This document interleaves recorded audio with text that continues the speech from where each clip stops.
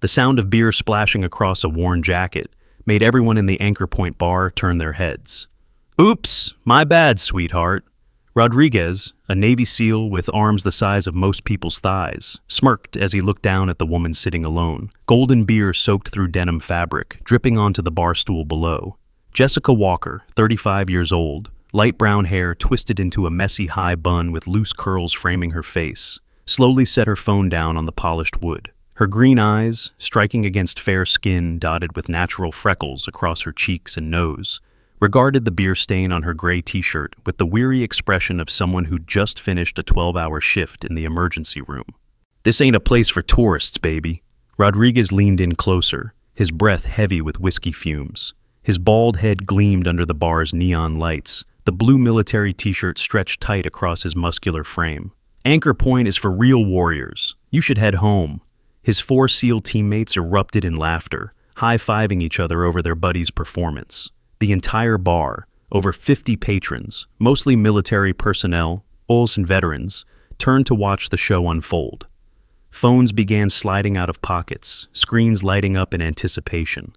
Jessica quietly pulled napkins from the dispenser on the bar, blotting the beer with slow, methodical movements, like she was dressing a wound. Rodriguez laughed louder, mistaking her silence for fear. "Hey, I am talking to you!" His massive hand clamped down on Jessica's wrist. Later, when reviewing the viral videos that would flood social media, Rodriguez would pinpoint the exact moment he'd made the biggest mistake of his life, when his fingers touched skin marked by a faint circular scar that looked suspiciously like an old bullet wound. If watching the weak get bullied in public like this makes your blood boil, don't miss what happens next. Hit that like button right now to support the strong women who hide their true power. Subscribe to the channel and hit the thanks button below. Your support helps me continue telling stories about quiet heroes walking among us. Because sometimes, the most dangerous person is the one who looks the weakest. What followed next would become the most watched military bar incident in internet history. Rodriguez found himself face down on the bar, his arm twisted behind his back in a textbook restraint hold. The entire establishment fell silent. No one had seen Jessica move. Master Chief Fletcher, sitting in the corner booth nursing his 3rd whiskey, set his glass down with a sharp click. 25 years in special operations had taught him to recognize certain things. The way Jessica had transitioned from seated to standing, the precise angle of the arm lock, the distribution of weight that kept a man twice her size completely immobilized. These weren't self-defense class moves. This was muscle memory drilled into someone through thousands of repetitions, in environments where failure meant death. "Let him go." Captain Hayes, the lone female Navy officer in Rodriguez's group, stepped forward. Her blonde hair was pulled back in a regulation bun, her posture radiating the authority of someone used to being obeyed. "You just assaulted a United States Navy SEAL. Do you have any idea what kind of trouble you're in?" Jessica released Rodriguez and sat back down on her stool as if nothing had happened. She picked up her phone, glanced at the screen, then set it aside again. Her movements were unhurried, deliberate, like someone conserving energy for a long shift ahead. Rodriguez pushed himself up from the bar, his face flushed red with embarrassment and rage. He rubbed his wrist where Jessica's grip had left marks. "Lucky shot," he muttered, but his eyes betrayed uncertainty. In all his years of training, through BUDS and advanced operator courses, he had never been taken down that quickly or that cleanly.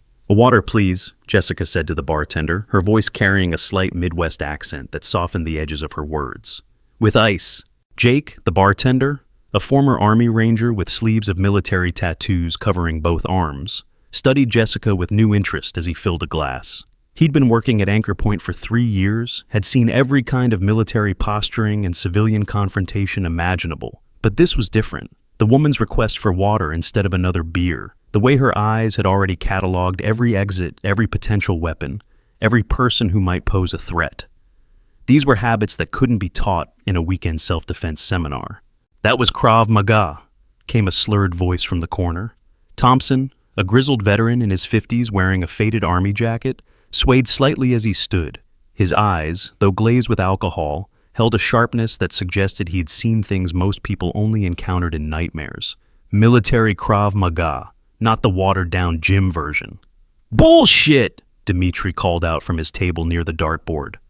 The private military contractor was built like a refrigerator, 250 pounds of muscle earned in conflict zones, where the rules of engagement were more suggestions than laws. His Slavic accent thickened with amusement. Lucky grab is all. Little nurse probably watched YouTube video. The word nurse rippled through the crowd. Someone had recognized Jessica from the hospital, had seen her in scrubs at Coronado Medical Center. The narrative quickly formed. A tired healthcare worker had somehow gotten lucky against an elite operator. The crowd's tension eased slightly, replaced by the kind of anticipation that preceded every bar fight in military towns. Marcus, the bouncer, 6'4" of former Marine with a face that suggested he had been in one too many close encounters with IEDs, moved closer to the developing situation. But Fletcher raised a hand subtly, and Marcus paused. Something in the Master Chief's expression suggested this needed to play out. The door chimed as someone new entered. Elena Rodriguez, no relation to the SEAL, rushed in, still wearing her hospital ID badge. Her eyes found Jessica immediately, and concern flashed across her face. She'd worked alongside Jessica in the ER for 2 years, had seen her handle everything from gang shootings to multi-car pileups with the kind of calm that came from somewhere deeper than medical training. "Jess," Elena called out, but Jessica gave an almost imperceptible shake of her head. Elena stopped, understanding the unspoken message. She found a seat at the bar, close enough to help but far enough to avoid escalating the situation. "You got lucky," Rodriguez said, his voice carrying throughout the bar. He'd recovered his composure, falling back on the bravado that had carried him through the countless missions. "But luck runs out. How about we settle this properly? Arm wrestling, right here, right now." His teammates cheered the suggestion. This was more familiar territory, a contest of pure strength where technique mattered less than raw power. Rodriguez had never lost an arm wrestling match in his team. His biceps were the size of most people's heads, his forearms corded with muscle from years of specialized training. Jessica took a sip of her water. "No, thank you." "Scared?" Captain Hayes interjected, her voice carrying the particular brand of condescension reserved for civilians who didn't understand military hierarchy. "I don't blame you. Beating someone in a surprise attack is one thing. Facing them in a real contest is another." The crowd was growing now. Other patrons had abandoned their pool games and conversations to form a loose circle around the developing drama. Someone had started a live stream. Multiple phones captured every angle. In the age of viral content, a confrontation between a Navy SEAL and a civilian in a military bar was social media gold. "Tell me something," Jessica said, turning slightly to face Hayes. "Third phase of Bud's training, week 5. What's the standard procedure for underwater knot tying when your dive buddy experiences shallow water blackout?" The question hung in the air like a grenade with the pin pulled. It was specific, too specific, the kind of detail that didn't appear in documentaries or recruitment videos. Hayes' confident expression faltered for a moment. "How would you know about—" "Because the procedure they're teaching is wrong," Jessica continued, her voice never rising above conversational level. "The recovery position they mandate increases the risk of secondary drowning by 30%. Any special operations medic who's actually dealt with blackout scenarios and combat diving operations would know that." Jake the bartender had stopped polishing glasses. His hands rested on the bar, recognizing the precision in Jessica's words. This wasn't internet research or secondhand knowledge. This was operational experience. "Prove it," Jake said, pulling a Glock 19 from beneath the bar, unloaded, used for teaching concealed carry classes in the back room. "You talk like you know weapons. Let's see it. How fast can you field strip this?" Jessica glanced at the weapon, then back at Jake. 17 seconds with proper tools, 23 without. 23 seconds, Jake scoffed. "The range record here is 32 seconds, and that was set by a SEAL Team 6 operator." He slid the weapon across the bar. "Show me." In her medical bag beneath her feet, Jessica's professional equipment included a portable cardiac monitor featuring military-grade technology capable of functioning in the harshest conditions. The medical diagnostic device had been developed for battlefield medics, providing hospital-grade monitoring capabilities in a compact, shock-resistant, and waterproof package meeting military specifications. Jessica picked up the Glock with her left hand, her right still holding the water glass. What happened next would be replayed millions of times across social media platforms, analyzed frame by weapons experts and military enthusiasts worldwide. Her movements were economical, precise, almost boring in their efficiency. There was no flourish, no showing off. Just the systematic disassembly of a weapon by someone who had done it so many times that muscle memory had replaced conscious thought. The slide came off. The barrel lifted free. The recoil spring assembly separated. Each component was placed on the bar in a perfect line, oriented exactly as military armorers were trained to arrange them. 15.4 seconds, Jake announced, his voice carrying a mix of disbelief and respect. With one hand. The bar had gone completely silent, except for the classic rock playing softly through the speakers. Even the pool players had stopped mid-game. Rodriguez stood frozen, his challenge of arm wrestling forgotten in the face of a display that suggested depths he hadn't considered. "You smell like death," Thompson announced, weaving closer, his bloodshot eyes fixed on Jessica with the intensity of someone recognizing a kindred spirit in darkness. Not the hospital death, the other kind, the kind that clings to you in places where the Geneva Convention is just toilet paper. "That's enough, old man," Dimitri declared, standing from his table. His massive frame cast shadows across the floor as he approached. "Smart-mouth nurse needs lesson in respect. In my country, we have way of dealing with women who forget their place." The tension in the bar ratcheted up another notch. Marcus the bouncer moved his hand closer to the baseball bat kept behind the entrance. Elena half rose from her seat, but Jessica remained perfectly still, only the slight adjustment of her feet beneath the bar stool suggesting she was even paying attention. When Dimitri moved, it was with the confidence of someone who had never lost a fight that mattered. His grab was textbook private military contractor, direct, brutal, designed to establish immediate physical dominance. His hand reached for Jessica's shoulder, intending to spin her around, to force her to confront him directly. The next 4 seconds would be discussed in combat forums and military analysis blogs for years to come. Jessica didn't block the grab. Instead, she moved with it, using Dimitri's own momentum against him. Her body rotated, her weight shifted, and suddenly the massive contractor found himself off balance. A foot swept his ankle, an elbow found his solar plexus with surgical precision. His diaphragm spasmed, cutting off his oxygen supply. By the time his brain processed what was happening, he was already on the floor, gasping for air that wouldn't come. Jessica hadn't stood up. She was still seated on her bar stool, water glass in hand, as if the entire sequence had been nothing more than swatting away a persistent fly. But those watching closely, and the cameras caught everything, saw details that told a different story. The way her feet had repositioned, the micro-adjustments in her posture, the fact that she'd struck 3 specific pressure points in a sequence that spoke of advanced close-quarters combat training. "Who taught you that?" The voice came from the entrance, where Colonel Brooks had just entered with his entourage. He was old-school military, the kind of officer who had earned his rank in places the news never reported on. His eyes fixed on Jessica with the intensity of a predator recognizing another predator. Jessica turned slowly to face him. For the first time since the encounter began, something shifted in her expression. Not fear, not concern, but a weariness that suggested she'd hoped to avoid this moment. The colonel stepped closer, his aide-de-camp flanking him. The bar patrons parted like the Red Sea. This wasn't just any officer. This was Colonel David Brooks, commander of Naval Special Warfare Group 1, the man who decided which SEALs got the missions that mattered. "I asked you a question," Brooks repeated. "That takedown. That's not standard CQC. That's not even Special Operations standard. That's something else entirely. A SEAL." In the corner, Master Chief Fletcher was already on his phone, speaking in low, urgent tones. His weathered face had gone pale beneath its permanent tan. He'd recognized something in that 4-second sequence, something that connected to briefings in rooms where recording devices were forbidden and names were never used. Rodriguez had found his courage again, bolstered by the presence of senior command. He moved to stand with his teammates, forming a loose semicircle that effectively trapped Jessica between them and the bar. It wasn't overtly threatening. They were too well trained for such obvious intimidation, but the message was clear. "Everyone who's served has a call sign," Rodriguez announced, loud enough for the entire bar to hear. His confidence was returning now that he had backup.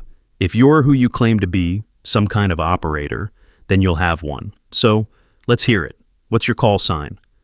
Do you catch the unusual details in Jessica's responses? Comment below if you can guess who she really is. Veterans watching this will definitely recognize these signs. Share this story with your friends. They won't be able to look away from what's about to unfold. Jessica set down her water glass with deliberate care. The ice cubes clinked against the sides, the sound somehow carrying in the tense silence. She looked at Rodriguez, then at Hayes, then at the colonel. Her green eyes held something that made even these hardened warriors unconsciously shift their stances. "I don't have a call sign," she said finally. "Bullshit," Hayes interjected. "Everyone in special operations has a call sign. It's not optional. It's part of the culture, the identity. You're lying." The crowd murmured agreement. This was common knowledge in military circles. Call signs were as fundamental to military aviation and special operations as ranks and serial numbers. They were earned through notable events, embarrassing moments, or characteristics that defined an operator among their peers. To claim advanced training without a call sign was like claiming to be a surgeon without knowing what a scalpel was. Outside, through the bar's tinted windows, a black SUV screeched to a halt in the parking lot. The engine was still running as someone inside made a phone call that would change everything about to unfold in the Anchor Point bar. Rodriguez pressed closer, his fellow SEALs flanking him. They had Jessica surrounded now, 5 elite operators forming a human wall between her and any exit. The message was clear. This conversation wasn't ending until they had answers. "Last chance," Rodriguez said, his voice dropping to a growl. "Tell us your call sign or we're going to assume you're just another wannabe trying to play soldier. And trust me, we don't take kindly to stolen valor in this establishment." The atmosphere in the bar had shifted from entertainment to something more primal. This wasn't just about a confrontation anymore. It was about identity, honor, and the sacred boundaries that separated those who had served from those who merely claimed to. The crowd watched with the intensity of spectators at a gladiatorial match, waiting to see if the mysterious woman would reveal herself or be exposed as a fraud. When situations escalate beyond control, Jessica utilized her specially reinforced smartphone, featuring military-grade encryption and satellite connectivity, ensuring secure communications even in remote locations. This technology enabled encrypted data transmission under any conditions, with a sapphire-reinforced screen and battery lasting 72 continuous hours in extreme environments. Fletcher set his phone down, his call completed. Whatever he had heard on the other end had changed everything. He stood up from his corner booth, his movements careful and deliberate. At 6 feet tall, with the build of someone who'd spent decades in physical conditioning, his presence commanded attention, even in a room full of elite warriors. "Stand down, Lieutenant," Fletcher ordered, his voice carrying the authority of someone who had given commands in situations where following them meant the difference between living and dying. Rodriguez turned, confusion evident on his face. "Master Chief, this woman just—" "I said stand down." Fletcher's tone brooked no argument. "All of you, step back, now." The SEALs hesitated, caught between their loyalty to their teammate and their training to obey senior enlisted personnel. Fletcher had been a legend in the teams before his retirement, the kind of operator whose name was spoken in hushed tones in team rooms across the world. But Rodriguez's pride wouldn't let him back down so easily. "She's lying about who she is, Master Chief. She needs to answer the question. What's her call sign?" "Mine." The front door of the Anchor Point burst open with enough force to make everyone jump. Admiral Morrison stood in the doorway, still in civilian clothes, jeans and a polo shirt that did nothing to diminish the command presence that radiated from every fiber of his being. He was breathing hard, as if he'd run from his car. His eyes swept the room in a tactical assessment that took less than 2 seconds. They found Jessica, noted her position, the surrounding SEALs, the contractor still gasping on the floor. Then they locked onto her face, and something profound shifted in his expression. Jessica met his gaze, and for the first time since the evening began, her carefully maintained composure cracked slightly. Her shoulders tensed, her hands, which had been perfectly still throughout the confrontation, trembled slightly, not with fear, but with something deeper: recognition, memory, the weight of a past that wouldn't stay buried. "Admiral," Colonel Brooks began, clearly confused by the sudden appearance of flag-rank brass at what should have been a simple bar incident. "We have a situation here.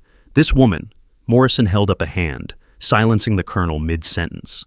He took 3 steps into the bar, his eyes never leaving Jessica's face. The silence was absolute now. Even the music seemed to have faded into the background. "Say it," Rodriguez demanded, emboldened by what he perceived as Jessica being cornered by the highest levels of military authority. "Tell everyone your call sign, or admit you're a fraud." Jessica stood up slowly from her bar stool. At 5'6", she should have been dwarfed by the seals surrounding her.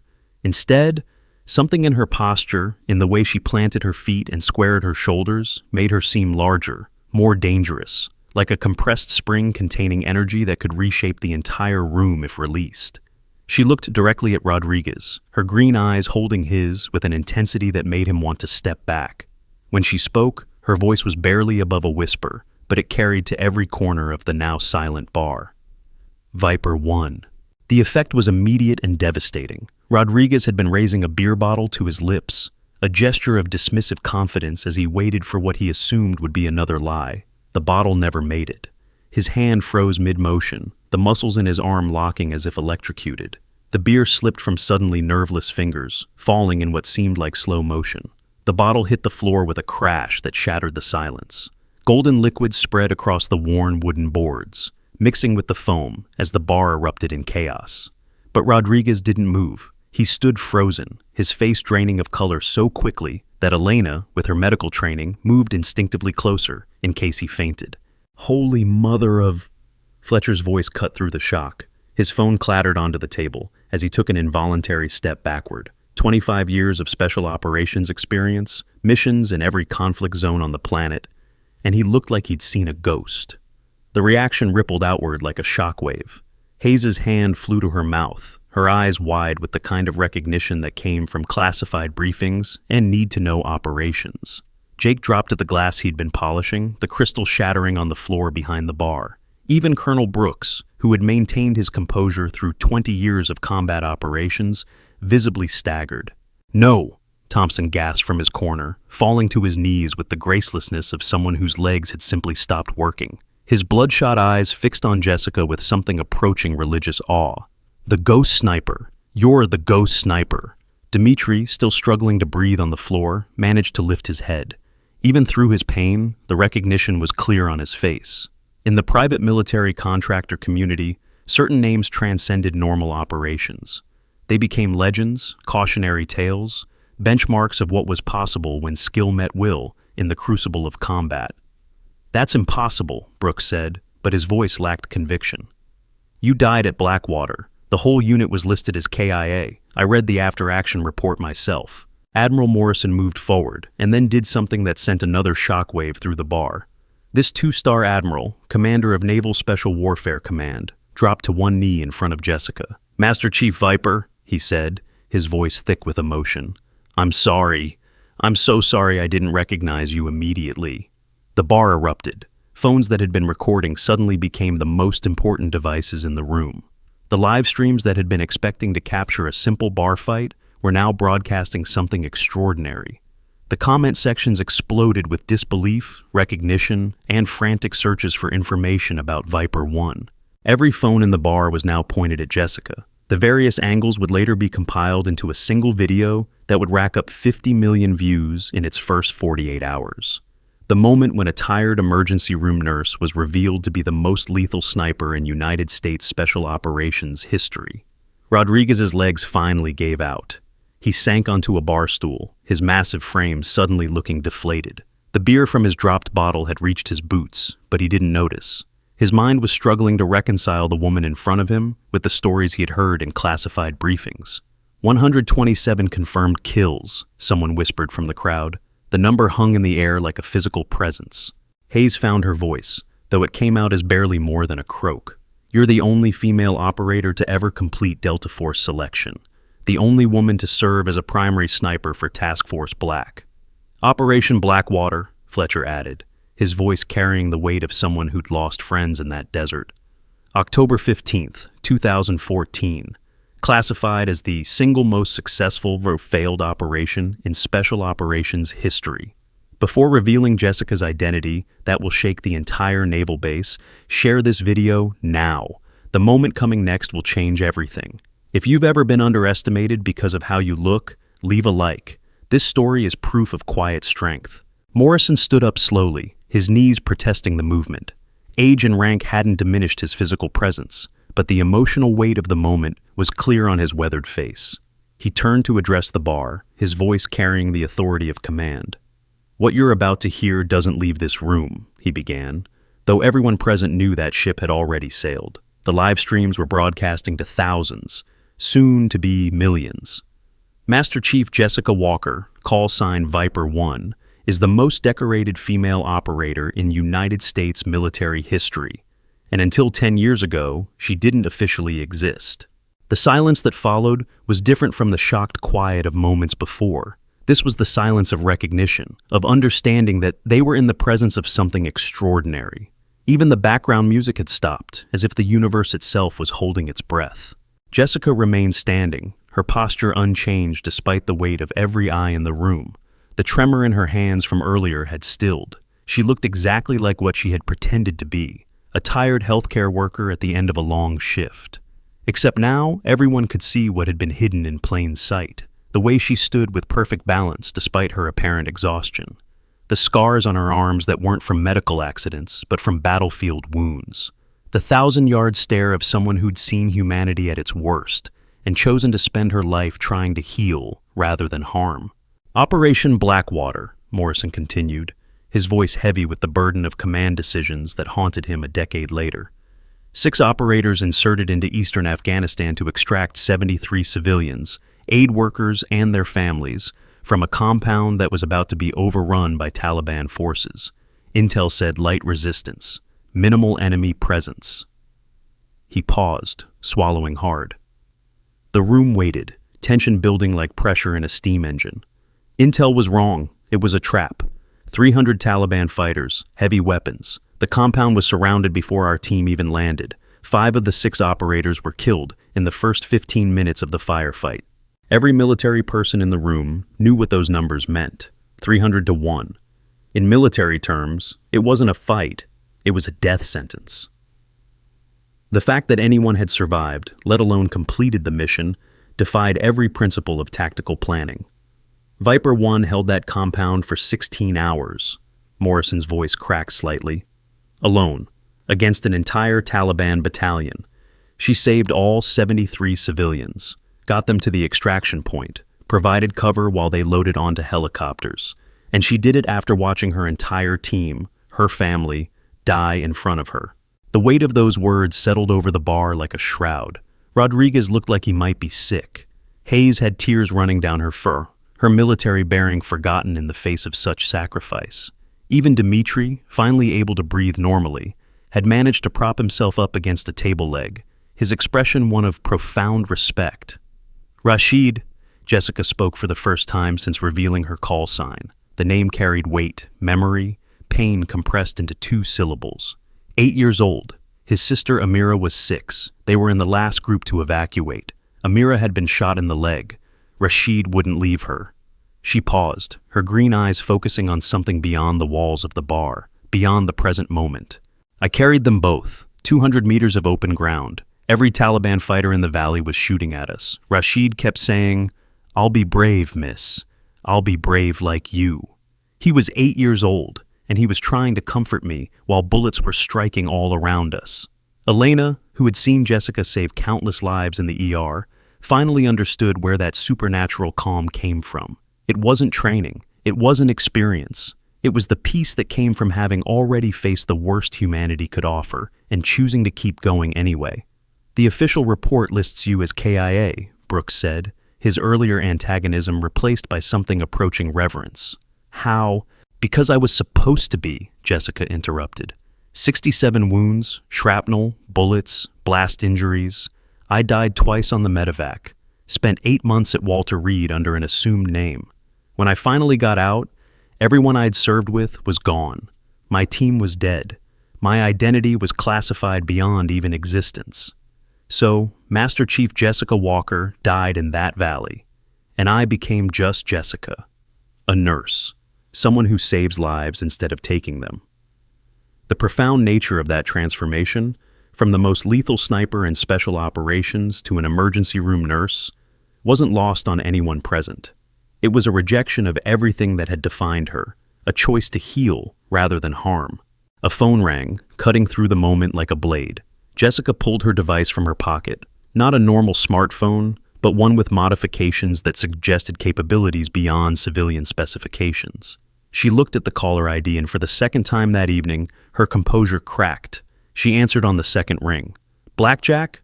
The voice on the other end was audible only to her, but whatever was being said drained what little color remained in her face. Morrison stepped closer, recognizing the signs of someone receiving catastrophic news. "When?" Jessica asked, her voice steady despite the tremor that had returned to her hands. She listened, her jaw tightening with each word. "How many?" A pause. "Understood. Send me the intel package." She ended the call and stood there for a moment, the phone hanging loose in her hand. The bar waited, sensing that something fundamental had shifted yet again. "That was Langley," Morrison said. It wasn't a question. Only one organization could put that particular expression on the face of someone who'd stared down 300 enemy fighters without flinching. Jessica nodded slowly. "Rashid, the boy from Blackwater. He's 18 now. Been running a school for girls in Kabul with his sister. The Taliban grabbed him 3 days ago." The implications hit everyone simultaneously. The child whose life Jessica had saved, at the cost of everything she was, now needed saving again. "They want him as leverage," Jessica continued, her voice gaining strength. "He's become a symbol. The boy who survived Blackwater. The one who grew up to build schools where the Taliban burned them. They're going to execute him publicly in 72 hours unless Viper 1 comes back from the dead," Morrison finished. The bar held its collective breath. This wasn't just about the past anymore. This was about the present, the future, and the impossible choice facing a woman who'd already given everything once before. Jessica's insurance profile included a comprehensive high-tier life insurance policy designed specifically for medical professionals and military veterans, providing extensive coverage up to millions of dollars. This program was specially designed for those with exceptional service histories, including PTSD treatment and combat injury coverage. Rodriguez found his voice, though it came out hoarse and uncertain. "You can't. You're a civilian now. A nurse. You save lives in hospitals, not in places where hospitals don't exist." Jessica turned to face him fully. The quiet nurse was still there, but now everyone could see what lay beneath. The operator who had redefined what was possible in modern warfare. "You think I chose emergency medicine by accident? Every GSW that comes through those doors, every trauma victim, every person bleeding out on my table, I see my team. I see the 73 civilians I saved. I see Rashid and Amira, and I try to balance the scales." "But the scales never balance," Thompson said from his position on the floor. Despite his intoxication, he'd found clarity in this moment. "They never do, not for people like us." Hayes wiped her face with the back of her hand, her military bearing reasserting itself. "What do you need?" The question hung in the air, representing a fundamental shift in the room's dynamics. These weren't antagonists anymore. They were potential allies, drawn together by the recognition of something greater than ego or pride. Jessica looked around the room, taking in the faces watching her. SEALs who had moments ago been trying to humiliate her. A contractor who'd tried to physically dominate her. Officers who had questioned her very existence. And in every face she saw the same thing. Understanding. The recognition that some fights transcended personal grievances. "I need to make a call," she said finally. "And then I need to disappear for a while." Morrison nodded. "Whatever you need. Full support. Unofficial, of course. Officially, Viper 1 is still dead. She needs to stay that way," Jessica agreed. "At least on paper." Fletcher stepped forward, pulling a worn challenge coin from his pocket. It wasn't his SEAL coin or his Master Chief coin. It was something older, more worn, with markings that predated the War on Terror. "Task Force Black," he said simply, placing the coin on the bar in front of Jessica. "My brother was there. Sergeant First Class Mickey Fletcher. You knew him as Rodeo."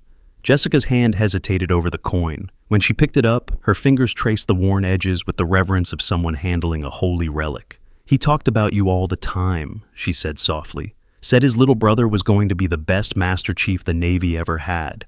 He was right." The moment of connection between past and present, between the living and the dead, between who Jessica had been and who she'd become, resonated through everyone present. This wasn't just about one woman's hidden identity anymore. It was about the bonds that connected all of them, the invisible threads of service and sacrifice that transcended rank and rivalry.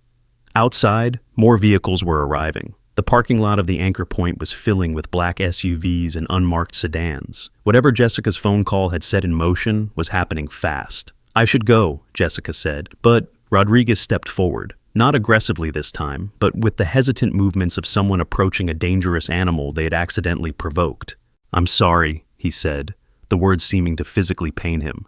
"I'm sorry for the beer, for the disrespect, for everything. I didn't know." "You weren't supposed to know," Jessica replied. "That was the point." "But I should have seen it," Rodriguez insisted, self-recrimination clear in his voice. "The way you moved, the knowledge, I let my ego blind me. My teammates and I, we dishonored ourselves tonight." Jessica studied him for a moment, then surprised everyone by placing a hand on his massive shoulder. Despite the size difference, it was Rodriguez who seemed smaller in that moment. "You're a good operator," she said. "Your file says so. 3 Bronze Stars, 2 Purple Hearts, multiple successful operations in Iraq and Syria. But being good at the job isn't the same as understanding what the job costs. Tonight you learned something. The question is what you do with that lesson." She moved past him, heading for the door. But Hayes called out, "Wait! The mission! Rashid! You can't do it alone! Not again!" Jessica paused at the door, her hand on the handle. When she looked back, there was something in her expression that made everyone in the room stand a little straighter. "I've been alone for 10 years, she said. "But Rashid isn't alone. He's got his sister, his students, his community. They're all counting on him to come home, just like those 73 people counted on me to get them home 10 years ago." "The difference is," Morrison said, understanding what she wasn't saying, "this time you don't have to do it alone. This time you've got support." "Unofficial support," Brooks added quickly, the career officer in him asserting itself. "Completely deniable, but support nonetheless." Jessica nodded once, a gesture that somehow conveyed gratitude, determination, and farewell all at once. Then she was gone, moving through the door with the same quiet efficiency she'd displayed all evening. The door closed behind her with a soft click that sounded like finality. The bar remained frozen for several seconds after her departure. Then, as if a spell had been broken, everyone moved at once. Phones came out not to post on social media, but to delete recordings. The live streams that had been broadcasting cut off abruptly. There was an unspoken understanding that what they'd witnessed needed to be protected, not exploited. Rodriguez stood staring at the door, his entire worldview reconstructed in the span of an hour. His teammates gathered around him, their earlier bravado replaced by something more thoughtful. "We're going to help," he said. It wasn't a question. "We don't even know where she's going," Hayes pointed out, "or what the plan is, or if there even is a plan." "Doesn't matter," Rodriguez replied. "We owe her. I owe her. For tonight, for what she did at Blackwater, for every life she's saved since then, while we've been strutting around bars acting like we're God's gift to warfare." Fletcher picked up his challenge coin from where Jessica had left it on the bar. The metal was warm, as if it had absorbed something from her touch. "I know people," he said simply. "People who remember Viper 1. People who've been waiting 10 years for a chance to round what she did for their friends, their units, their families." Morrison had his phone out, already making calls. His voice carried the kind of authority that moved mountains and rearranged bureaucracies. "I need a secure line to JSOC. Yes, now. Authorization, Tango 77 Blackwater."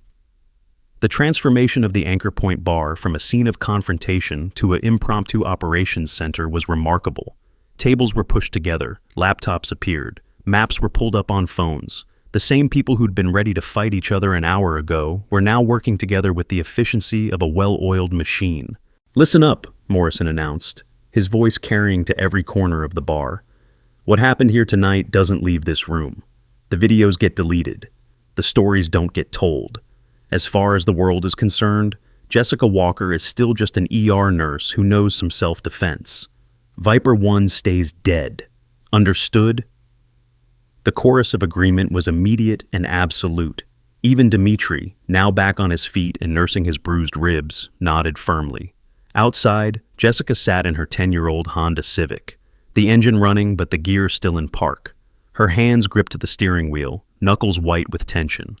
The facade of calm she'd maintained throughout the evening finally cracked, and she allowed herself 30 seconds of vulnerability. Her phone buzzed with an encrypted message, the intel package from Langley. She opened it, her trained eye absorbing the details with professional detachment. Satellite images of a compound in eastern Afghanistan, the same region where she'd lost everything 10 years ago. Photos of Rashid, no longer the terrified 8-year-old she'd carried to safety, but a young man with kind eyes and his sister's stubborn chin. Intelligence estimates of enemy strength, probable execution date and location. It was impossible. A single operator, even one with her skills, couldn't pull off an extraction from that compound. It would take a full team, resources, support that she no longer had access to. It would take... Her phone rang again, Fletcher's number. "You've got 12 operators ready to roll," he said without preamble. "All volunteers, all with Tier 1 experience. Transportation's being arranged, equipment's being sourced. Admiral Morrison's handling the diplomatic side. Colonel Brooks is running interference with the Pentagon." Jessica closed her eyes, feeling something she hadn't experienced in a decade, the weight of not being alone. "Why?" she asked. "Because Viper 1 saved 73 lives when everyone said it was impossible," Fletcher replied. "Because Master Chief Walker showed us tonight that some people are worth believing in. Because Rashid was 8 years old and tried to be brave for you, and now it's our turn to be brave for him." In the rearview mirror, Jessica could see operators streaming out of the anchor point, moving with purpose toward their vehicles. Rodriguez was among them, his phone pressed to his ear, his free hand gesturing as he coordinated something. Hayes was with him, her earlier antagonism transformed into determined efficiency. These were the same people who'd tried to humiliate her an hour ago. Now they were risking careers, clearances, possibly their lives, because they'd learned the truth about who she was and what she'd sacrificed. "Tell them to stand down," Jessica said. "This isn't their fight." "With respect, Master Chief," Fletcher replied, "that's not how this works. You showed us tonight what real service looks like, what real sacrifice means. You don't get to carry that alone anymore. Rashid needs you, yes, but you need us. And we need this, the chance to be part of something that matters." Jessica's hand moved to her neck, where dog tags hadn't hung in 10 years. The weight of command, of responsibility for others' lives, settled back onto her shoulders like an old, familiar burden. "If we do this," she said slowly, "we do it right. No cowboys, no glory seeking. We get Rashid and his sister out, and we all come home. Everyone comes home this time." "Roger that, Viper 1, Fletcher said, and she could hear the smile in his voice. "Everyone comes home."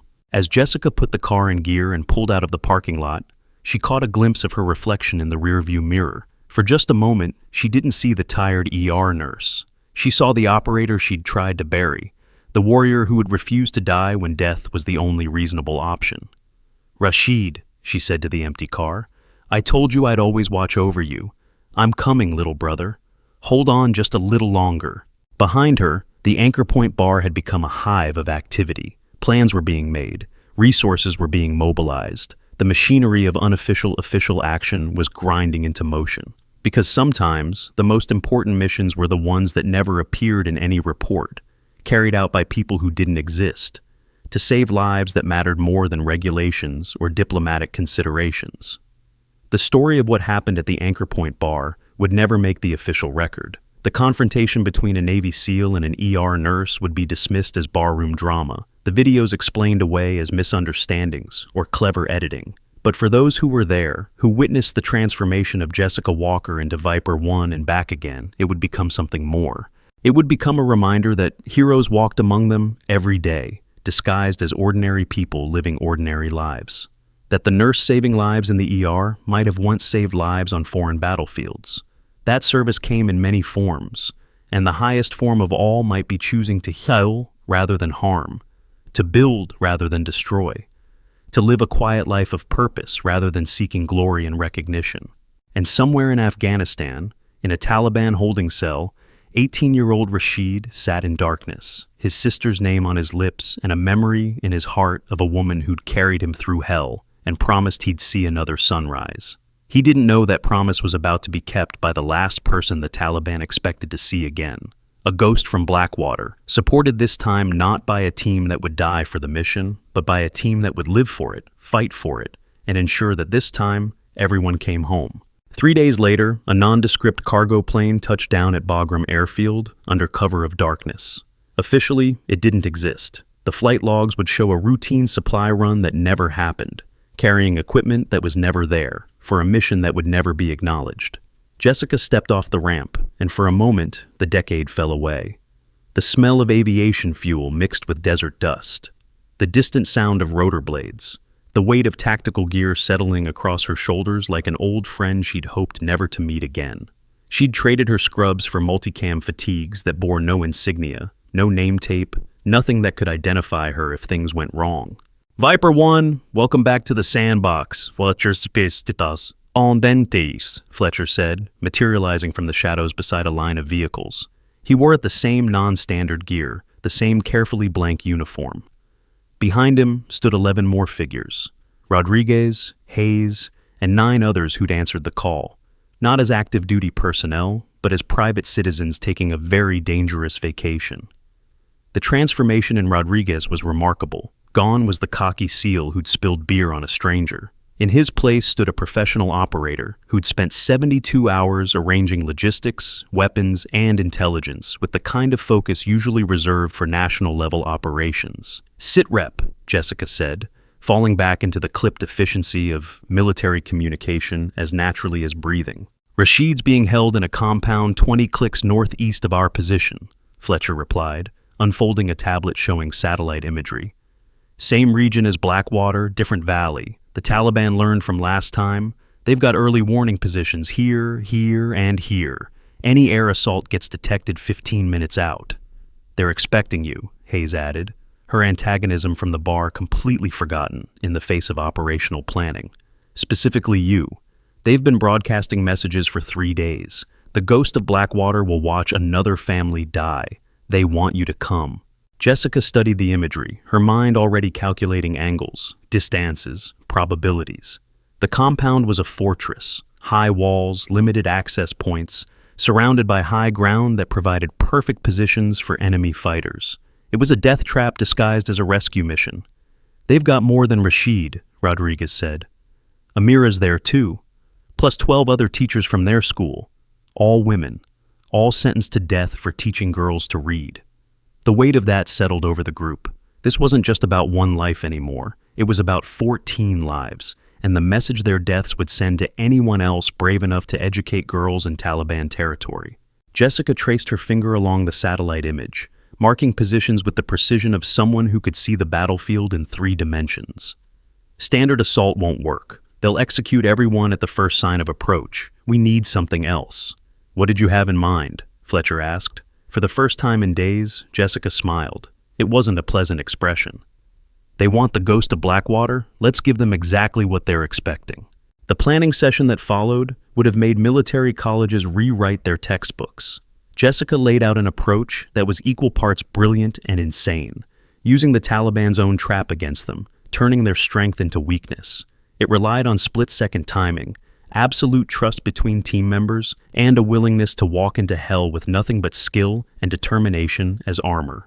48 hours later, as dawn painted the Hindu Kush mountains in shades of blood and gold, a lone figure walked across the valley floor toward the Taliban compound. Jessica moved with deliberate slowness, her hands visible and empty, her path taking her directly toward the main gate. She wore no armor, carried no visible weapons, just walked with the measured pace of someone approaching their own execution. The Taliban fighters saw her coming from a kilometer away. Radios crackled with excited chatter. The ghost of Blackwater, the woman who'd humiliated them a decade ago, walking into their trap exactly as planned. Fighters scrambled to positions, weapons trained on the lone figure approaching across open ground. In hidden positions around the valley, 12 operators watched through scopes as Jessica played bait. Each had their assigned sectors, their specific targets, their moment to act. But everything depended on Jessica selling the deception, that she'd come alone, driven by guilt and desperation, to trade her life for Rashid's. She reached the compound's outer perimeter, where a line of fighters waited with weapons raised. One of them, clearly the leader, stepped forward. His face bore the scars of old battles, and his eyes held the kind of hatred that time only sharpens. "Viper 1, he said in accented English. "The ghost who should have died with her team. You received our invitation." "I'm here for Rashid," Jessica replied, her voice carrying across the morning air. Let the others go. You want me. You've always wanted me. One life for 14. The commander laughed, a harsh sound that echoed off the compound walls. You think you have leverage? You walk into our home with nothing and demand terms? He gestured to the walls, where more fighters appeared, weapons trained on her. You will watch them die, all of them, starting with the boy who you saved before. Then you will beg for death yourself. 17 seconds, Jessica said quietly, the words barely audible. The commander leaned forward, confused. What? That's how long you have to surrender, Jessica continued, her voice gaining strength. 17 seconds before you understand what you've done. 16. 15. The commander's confusion turned to rage. He raised his rifle, pointing it directly at Jessica's head. Around the compound, over 100 Taliban fighters tightened their grips on their weapons, waiting for the order to fire. 10, Jessica continued. 9, 8. High above, Rodriguez lay prone on a ridge, his crosshairs centered on the commander's head. Through his earpiece came Fletcher's voice, calm and steady. All teams, stand by, on Viper's mark. 5, 4. Jessica's count never wavered, even with a rifle barrel inches from her face. 3, 2. The commander's finger moved to the trigger. 1. The world exploded into controlled chaos. Rodriguez's shot took the commander in the head before he could fire. Simultaneously, 11 other rifles spoke from concealed positions, each shot finding its mark with surgical precision. The Taliban's outer security collapsed in seconds, fighters falling before they could process what was happening. But Jessica was already moving. The moment Rodriguez fired, she rolled left, her hand finding the pistol concealed in the small of her back. 3 shots, 3 targets, each placed with the economy of motion that had made her legendary.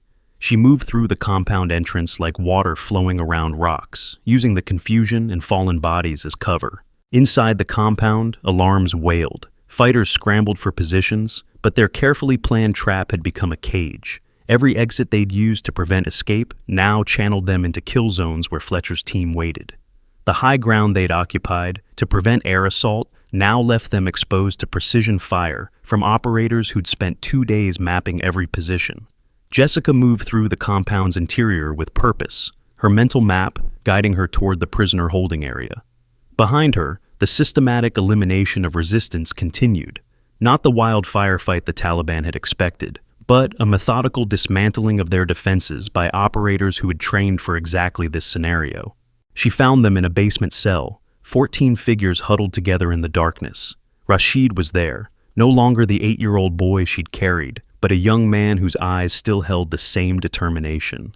Amira beside him, her leg bearing old scars from that day at Blackwater, and 12 women, teachers whose only crime was believing girls deserved education. I told you I'd always watch over you, Jessica said, producing bolt cutters from her vest. Rashid's eyes widened with recognition, then filled with tears. Viper, but they said you died. They said, later, Jessica interrupted, cutting through the chains. Can everyone move? The extraction that followed was everything Blackwater hadn't been. No desperate last stands. No impossible odds. Just 14 civilians moving through a compound where resistance had been systematically eliminated, protected by operators who'd learned from the past. Rodriguez and Hayes provided cover as they moved. Fletcher coordinated the withdrawal. Each team member played their role with the precision of a Swiss watch. They reached the extraction point, a plateau where 2 helicopters waited, rotors already turning. As the civilians loaded, Jessica did a head count, her old habits asserting themselves. 13, 14, everyone accounted for. This time, everyone would make it home. But as she turned to board the helicopter, movement in her peripheral vision made her freeze. A young Taliban fighter, no more than 16, stumbled from behind cover. Blood covered half his face from a grazing wound. His hands shook as he raised an ancient AK-47, the barrel wavering between Jessica and the helicopter full of civilians. Time slowed. Jessica could draw and fire before he could steady his aim. Every instinct, every hour of training demanded she eliminate the threat.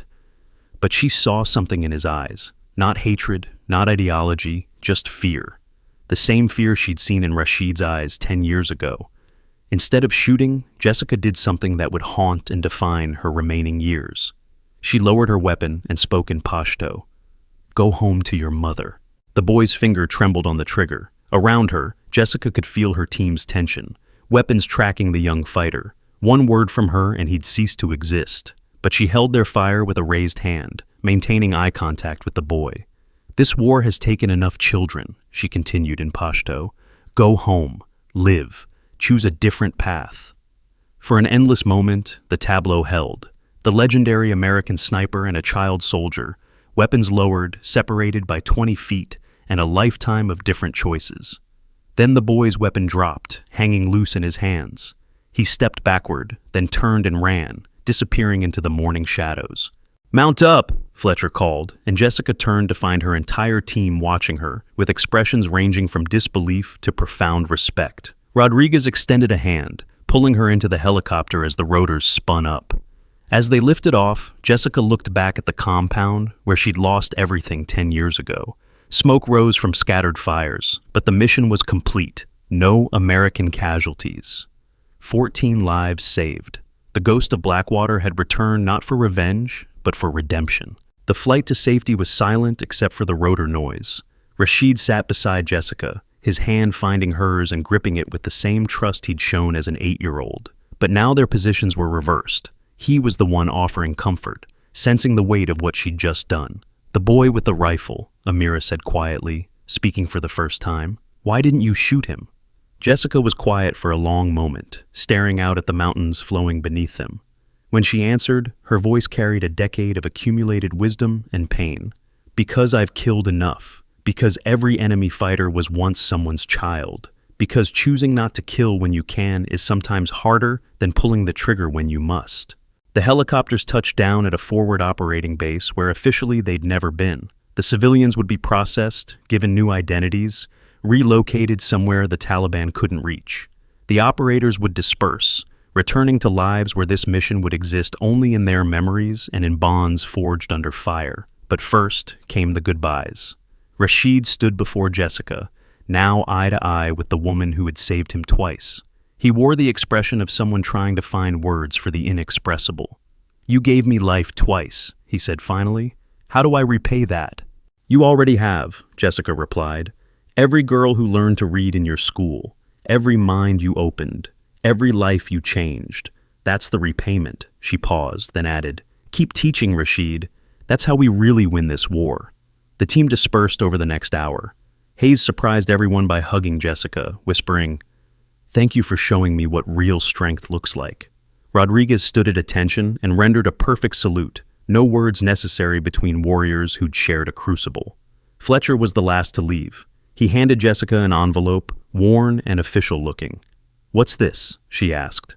"Your discharge papers," he said. "The real ones. Turns out there was a clerical error 10 years ago. Master Chief Jessica Walker was never officially deceased. Just missing in action. This makes your retirement official, with full honors and benefits." Jessica stared at the papers, seeing her name in print on official documentation for the first time in a decade. The resurrection of an identity she'd thought lost forever. "I don't know what to say." "Say you'll go back to saving lives in the ER," Fletcher replied. "Say you'll find some peace. Say you'll let us buy you a beer at Anchor Point when we get home." 6 months later, Jessica stood in her apartment in San Diego, packing boxes for a move. The emergency room had offered her a promotion, head of trauma services, with a mandate to develop new protocols for treating combat injuries in civilian settings. It meant responsibility, visibility, an end to the anonymous existence she'd cultivated. Her phone rang. An unknown number with an international prefix. "Hello? Miss Viper?" The voice was young, female, hesitant with heavily accented English. "My name is Fazila. I was student in Rashid's school. I am calling to say I got accepted to medical school in London. Full scholarship." Jessica sank onto her couch, the phone pressed to her ear as Fazila continued. "Rashid said you were a nurse who saved lives. He said women can be warriors in different ways. I want to be like you. Save lives, not take them. Thank you for saving our teachers. Thank you for showing us strength has many faces." After the call ended, Jessica sat in the gathering dusk, surrounded by boxes containing the pieces of a life rebuilt. On her coffee table lay 3 items: the challenge coin Fletcher had given her, a photo of her old Delta Force team, and a new photo. 14 teachers and students standing in front of a rebuilt school. Rashid and Amira in the center, all of them Alavan-free. Her phone buzzed with a text, Rodriguez. Team dinner at Anchor Point tomorrow, 1900 hours. That's an order, Master Chief? Jessica smiled, a real smile this time, and typed back, copy that, but I'm buying in the first round. As night fell over San Diego, Jessica Walker, emergency room nurse, former Delta Force sniper, call sign Viper 1, prepared for her new life.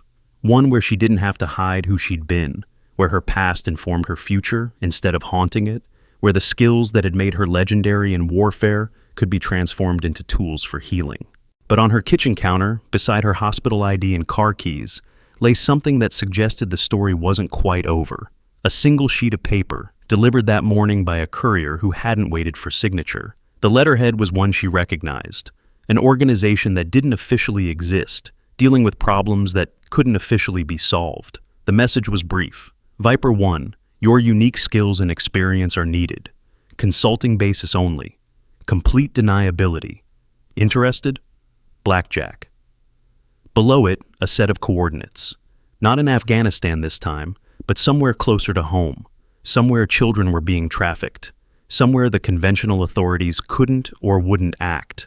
Somewhere a ghost might make a difference. Jessica picked up the paper, studying it in the lamplight.